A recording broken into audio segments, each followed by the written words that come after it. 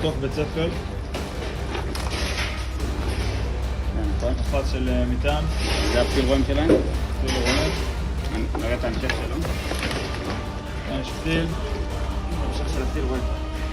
יכולים לראות ההפקה, חומר הפקה. והמטען עצמו.